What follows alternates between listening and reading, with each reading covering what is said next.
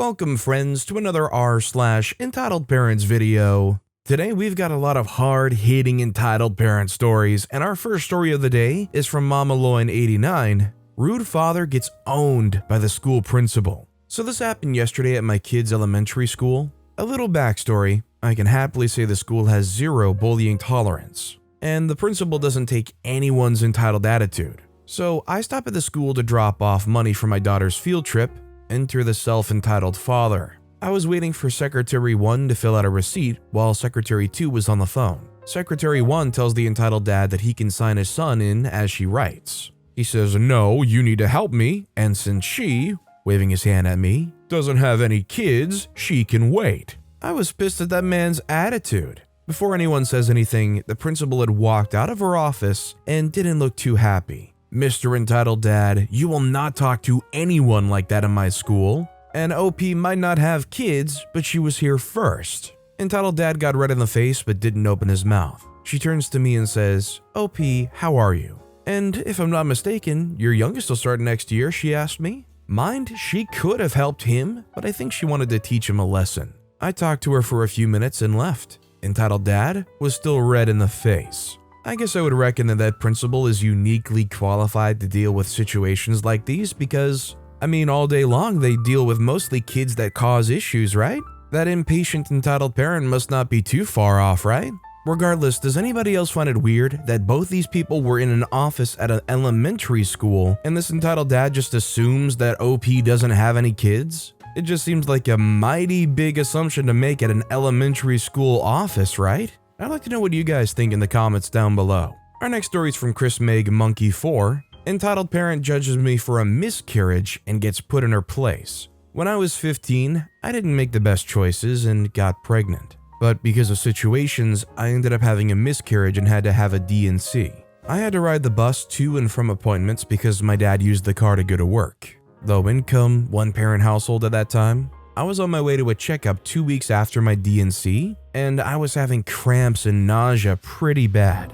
Not uncommon, my body still thought I was pregnant or something. I had a ways to go, but I stationed myself close to the garbage can at the front where I could dive if I needed. Enter Karen. Karen got on the bus grumbling about how much public transportation was and how she wishes she could use the car today. She had a beautiful little girl with her. Definitely got her looks from Dad, who had her face glued to a tablet with headphones in. Karen ushers the little girl in, who sits at the window seat opposite me, though I'm maybe an inch or two in front of her. Karen doesn't sit next to her daughter, but turns to me and grabs the bar as the bus starts to move. "Where are you going?" she asked, not showing her Karen-ness at first. The doctor's," I said, wondering how it was any of her business. She says, "Oh, well, you're in the seat that my daughter always sits in, and she doesn't like disturbing her usual habits." I shrugged and said, "Well, she seems fine, and anyway, I'm not just gonna give up my seat because you tell me to." The bus had to make another stop, and the Karen fell into the seat next to her daughter. An elderly woman got on and sat down next to me, and we started to talk. She was sweet, and I ended up telling her why I felt sick. Just that I had the D&C, and that's why I was close to the garbage can. Karen, who I should have known was listening, started ranting about irresponsible children and babies having babies. The little girl noticed her mom's ranting and took off her headphones to tell her mom to calm down, and saying it was none of their business. The elderly woman told Karen to mind her own business. She went on and she said, "You never know the situation behind a story. For all we know, something horrible could have happened to make this child have to go through such a difficult procedure. Some parents today shove technology in front of a child, and you're no longer a parent. Don't judge her unless you're ready for me to judge you." That shut Karen up. The little girl mouthed a sorry to me before putting her headphones back on. The elderly woman and I had a nice little chat till we parted ways. Karen and the girl got off soon after. Little girl gave me a smile and wave as they left, and I never saw them again. In all of these waves of awful entitled parent stories, it's nice to hear that there's some random strangers that'll still stand up for other random strangers who are getting mistreated by these entitled parents who think they have the platform to just shove their opinions around. That there's some kind of human speaker that can just broadcast radioactive rays of toxic bullcrap. By the way, if you're enjoying these stories, make sure to hit those like and subscribe buttons down below so you never miss any of my daily videos.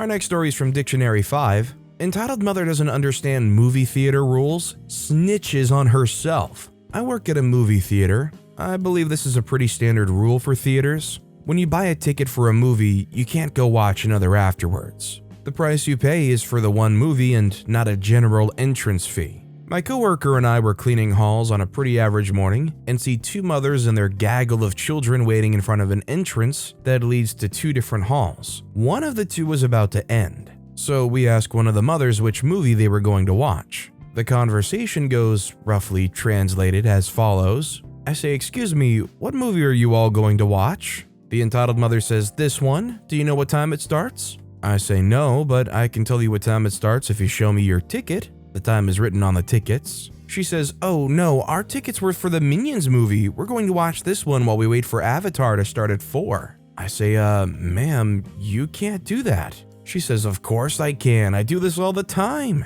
Girl, did you just tattle on yourself? I say, "No, you either have to buy another ticket or leave."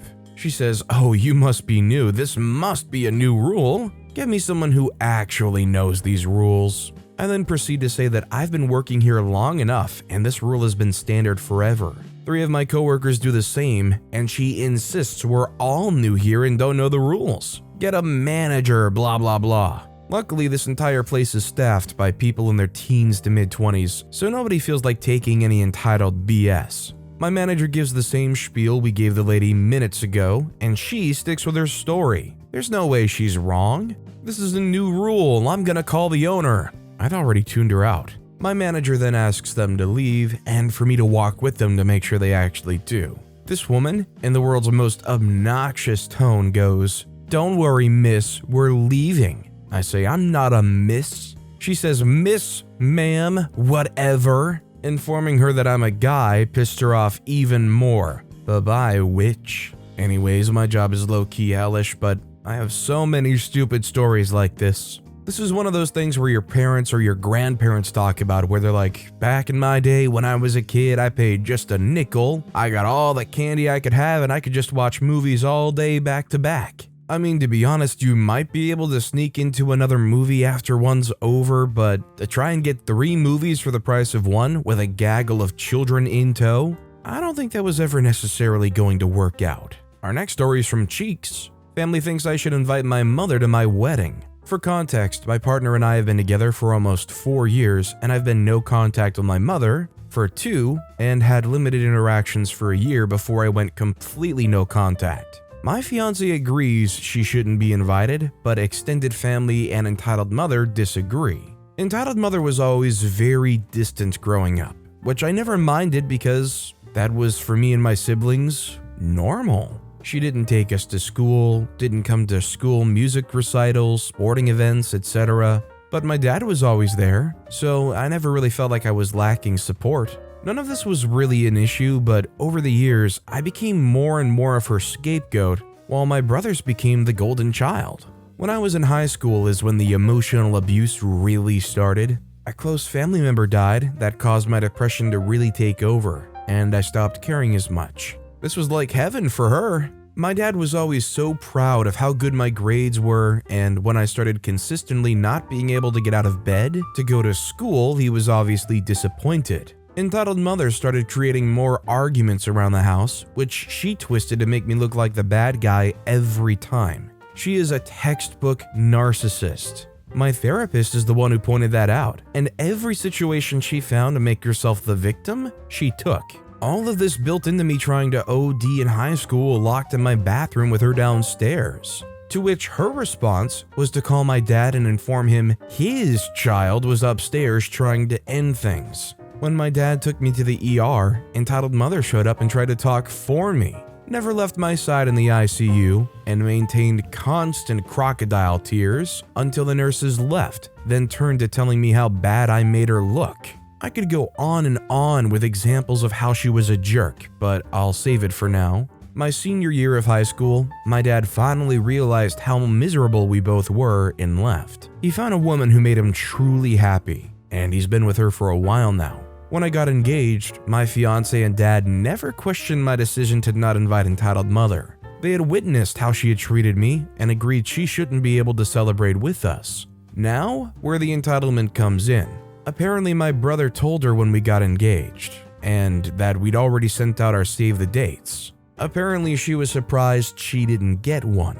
Since I had her blocked on everything for years, this cued the flying monkeys. Her relatives thought I was absolutely cruel and heartless for not inviting her. That I was terrible for taking my soon-to-be stepmom to go dress shopping, even though entitled mother always dreamed of it. She had exhausted every resource to try and get an invitation, to the point I'm even questioning myself. My close family, fiance, and future in-laws all agree she doesn't deserve to be invited. But it's hard to not believe the terrible things I'm being called. Has anyone else dealt with this and have any advice? I'm really struggling to not invalidate my own feelings. I can't say I've ever dealt with anything like this, but if I had to say anything, I would say for OP to keep in mind who they have been to OP all their lives, especially while growing up, who they were to OP during OP's most challenging or important moments of their lives. Like, you could probably break down 5 to 10 of the most important or impactful moments of your lives, identify who and how that mother was being in those moments, and realize that's especially why she doesn't deserve to be there for this important one that matters so much to OP.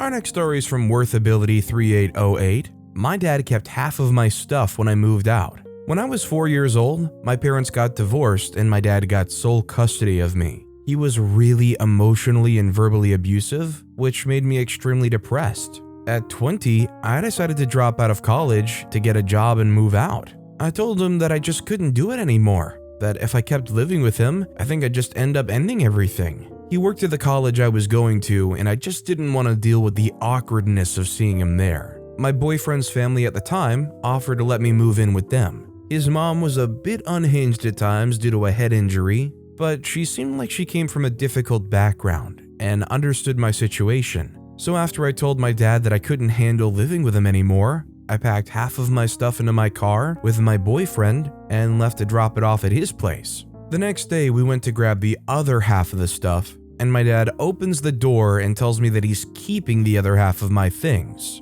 My dad would often negatively compare me to my mom or yell at me saying, "You're a freaking witch just like your mom."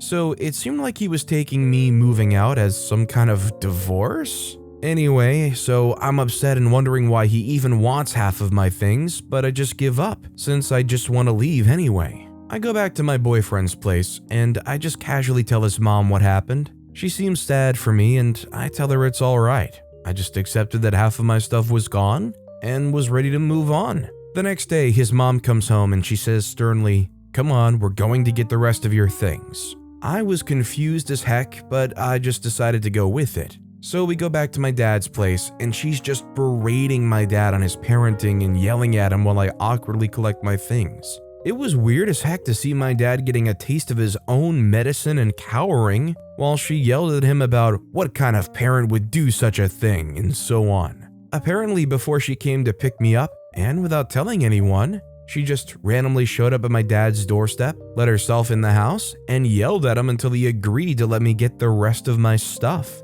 Although OP said she was being maybe a little crazy in that moment, honestly, it makes me kind of emotional thinking about these parents who have no relation, have only recently come into these kids' lives from just being a partner of their own children, but are willing to go out of their way to go to those kids' parents' houses and rip into them for mistreating their kids and trying to make sure those kids get taken care of. They may not be the perfect people, but bless them for standing up for kids when it's too hard for those kids to do so themselves. Our next story is from Prestigious Sound 71. Future mother-in-law is going insane. Background: I'm getting married in a couple of months to my amazing fiance. We come from different backgrounds. His parents are really wealthy and educated in an academic way. Mine? We were always struggling with money. I have no issue with that, so is my partner. I'm also not ashamed about this. His mother never really liked me, but as far as I know, she never liked any of his girlfriends, simply because they weren't good enough for her perfect son. I wasn't too bothered about this since he never listens to her and doesn't care about her shenanigans. I ignored all of her comments about my appearance, lots of tattoos, our choice to be childless, you're selfish and stupid. She always talks about my fiance's exes, bashes my career choices and all. But as soon as she heard about engagement and wedding, the real fun begins. After much discussion, we decided to get married in a small ceremony with only parents and our witnesses, and maybe a couple of months later, a garden party for closest friends and family members. Well, she hates the idea. She thinks we should do a big wedding and she's gonna pay for it, because if we go our way, then someone will be offended. I mean, that was the main reason we decided to go with such a small ceremony. But she just can't wrap her head around the fact that her beloved son will have that kind of wedding. Mind you, we both want this. My main concern is the fact that I'm sure she'll bring her family members despite our agreement and wants. She's still talking about it to other members of her family, like we betrayed her. She even said, well, then I'm gonna pay for my own dinner and invite everyone. I mean, go ahead, but this isn't gonna be at our wedding. I thought that if we go with a small ceremony, the whole idea of big Italian wedding, which we're not, it's her fantasy, will disappear. I guess I just want to express my feelings somewhere because sometimes I think that I'm the one who's crazy. I mean, just look at the situation simply in the context of this is a mother that's desperately trying to put their desire in what they dream of as a wedding onto their kids. That alone is already crazy and too much and too overbearing. Bottom line here, is this what OP and their spouse wants, or is this wedding going to be for their mom? Definitely do not let the crazy, overbearing parent push you around on that stuff. Our next story is from Carbink. My ex's mom shaved my ex's head. This has been a lot of years since it happened, and I still have nightmares about it and still feel sorry for my ex. So, context, me and my ex-girlfriend met each other at maths and chemistry tuition in grade 11. In the country we stay in, most students take extra tuitions to prepare themselves for various entrance examinations for universities. We started off as friends and slowly developed feelings for each other. I told her that I liked her on Valentine's Day 2012 and wanted to be with her when the Earth so-called ends. There was a running joke that the Earth will end at 2012 during that time. The feelings were reciprocated. We officially called each other boyfriend and girlfriend. She told me that her mom was a bit harsh and to keep it a secret so that her mom doesn't find out. And I was like, okay, fine. Things went smoothly for the first 8 or 9 months, and then her mom happened. A mutual friend's mom saw us hanging out and holding hands in public after our classes, and she informed her mom. Her mom, henceforth known as Entitled Mother, went ballistic. I woke up to 30 missed calls from my ex, and I had no clue what happened. I thought something was wrong, so I called her back, but she didn't return anything. Side note, I've always suffered a lot of anxiety due to school bullying, but that's a story for another time. I was anxious. I didn't know what happened at all. Then our mutual friend texted that his mom told Entitled Mother that we're a couple. The next day when we met in class, she kind of ignored me. When we had a break, I pressed her on the issue, and she burst into tears. She told me that Entitled Mother hadn't fed her in 2 days and hasn't fed her older brother, who knew about us and was a pretty chill dude, for 3 days just because her daughter was in a relationship. It wasn't even anything physical. We just held hands and talked and gave each other company. She told me to tell Entitled Mother that I'd chosen to break up with her so that she gets a better home life. I was livid, but I didn't have a choice, so I met with Entitled Mother after class. Entitled Mother was like, "How dare you like my daughter? I'll call the police on you." I knew that what we did was nothing illegal, but the cops in our country are crapheads and do whatever people pay them to do. I apologized and told her that I was sorry, which I wasn't, and to please give her and her brother food. She says, "Don't tell me how to run my family," and pulled her into the car and left. Entitled Mother changed my ex's tuition timings so that I couldn't see her anymore. I cried for days, but at least my ex will have a better home life. Boy, was I wrong. A month later, due to some scheduling errors, we were both in the class, and there I saw her with a shaved head. I learned from her friends that her Entitled Mother shaved her entire head so that no boy looks at her anymore. She had very long, beautiful black hair. People who didn't know her asked her whether she had cancer or something. I felt so sorry for her. She looked at me and smiled painfully, and that was the last time I saw my ex. We tried to keep touch in university. We were in different unis, but it slowly faded out. I learned from another mutual that Entitled Mother shaved her head off due to another relationship. Last I heard, she got a good job and moved in a house with her brother and sister-in-law, and went no contact with the mother. By the way, her dad was a marine engineer, so he was generally unavailable, and my ex never told him about the awful things entitled mother did to not cause a scene. I hope she does well and has a good life. She might be my ex, but she was one of my very close friends. This is definitely a tragic story to hear about because this is one of those situations where you see so much going on, and I think, depending on where OP lived, this might just be too ingrained in the culture. Parents get away with being so controlling and overbearing. Honestly, it's no surprise that a lot of people who probably escape these kinds of situations, who get a taste of that freedom probably in uni, are never gonna go back to that. Also, OP said at the very end she might be my ex, but she was one of my very close friends. I know a lot of times it might not end that way, but most of the time it's great that you have well wishes for an ex instead of being at wit's end. Honestly, I think leaving a relationship, there's no greater wish than just still having well wishes for the other person as they continue on in their journey in life. Our next story is from Pear Quirky 1994. My mom asked me to go to my sister's birthday and then makes me foot half the bill. I have a much younger sister. I'm in my mid-20s and she's about to turn 15. My mom decided to take her to a bigger city for a birthday weekend. The thing is, my partner and I live much closer to this city than them and go frequently for a variety of reasons. Basically, we have no desire to vacation there, and it's definitely not a vacation spot. My folks just live in a small town. There were some things over the years we had mentioned doing there that were fun and we recommend. My mom and I have a history of her being an entitled parent,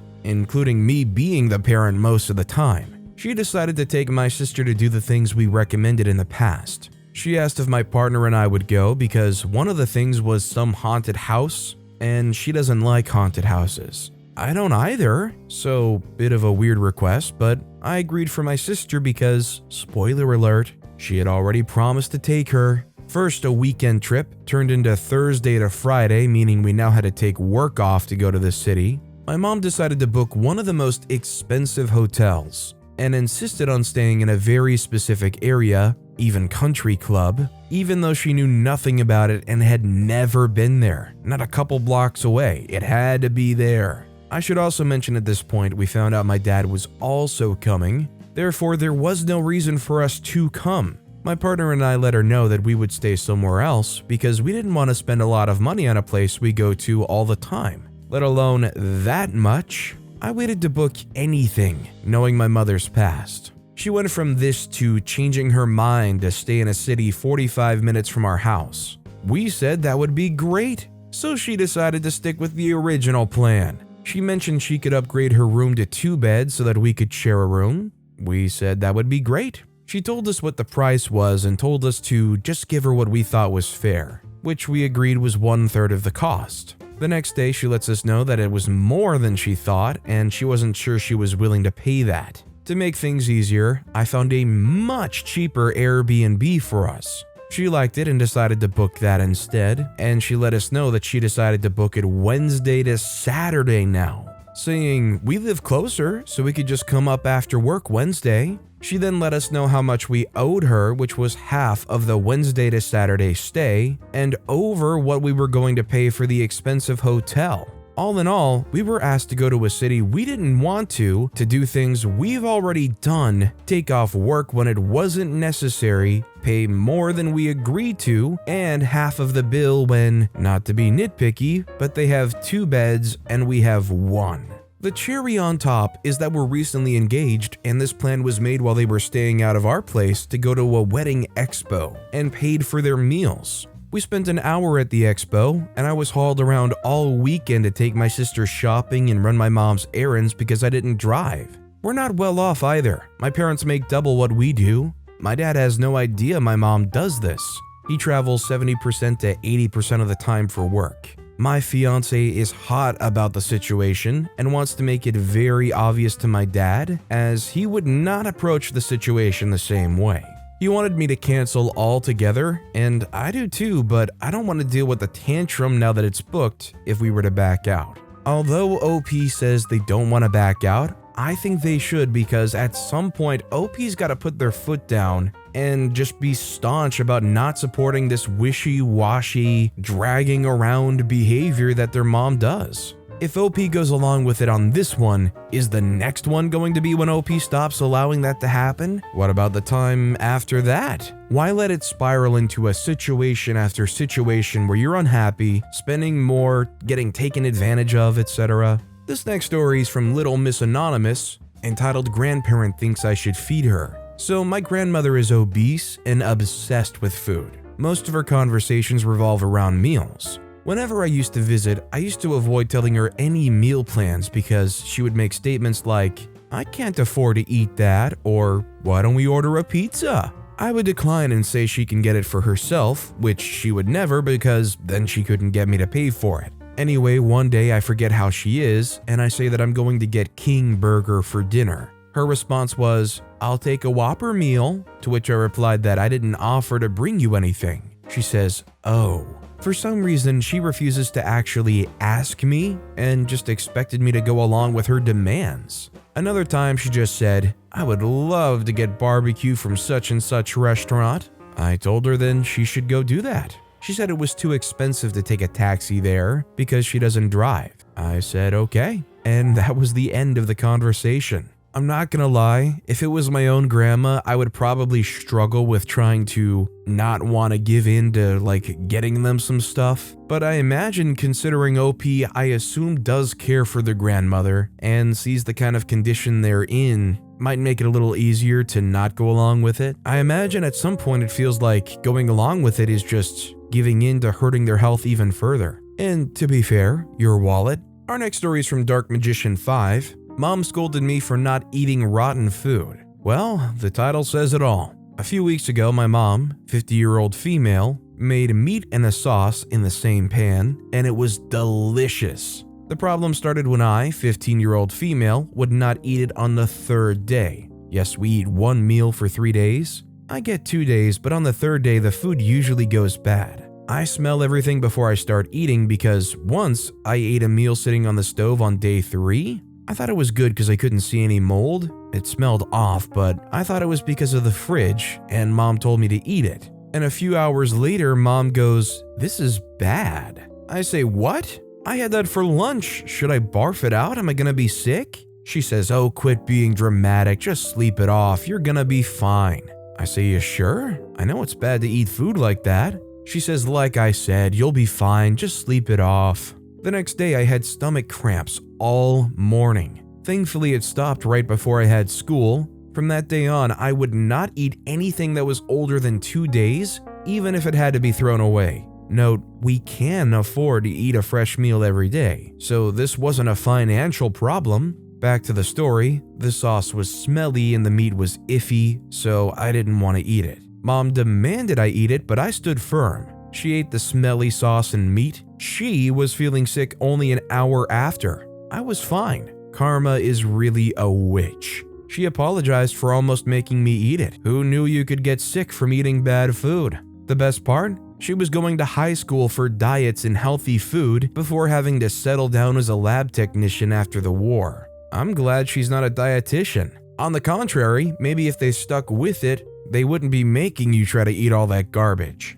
To be fair, if I have something for dinner and I don't finish it, I'll save it and the next day I'll have it, but if it goes beyond that extra day, I think it's pretty much safe to assume just toss it. And our final story of the day is from Dumb Fox Furry. My awful caregivers are accusing me of fraud and stole my stuff. So a while ago, my caregiver purchased me data from my phone with his credit card, and it was automatically added as a default payment method. Screw Optus at this point. And despite my warnings, he ignored me. Now, fast forward to today, and his credit card was accidentally used to purchase $10 worth of data, probably by my legal guardian. The next minute, I'm receiving messages from that caregiver that says he's being charged $10 from Optus. I tried explaining to him about what happened, but then he threatened to get me charged for fraud. And things only get worse. The caregiver proceeded to steal my stuff. He stole my computer, spare phone, and a 3-terabyte hard drive that contained photos of my cat who had died recently.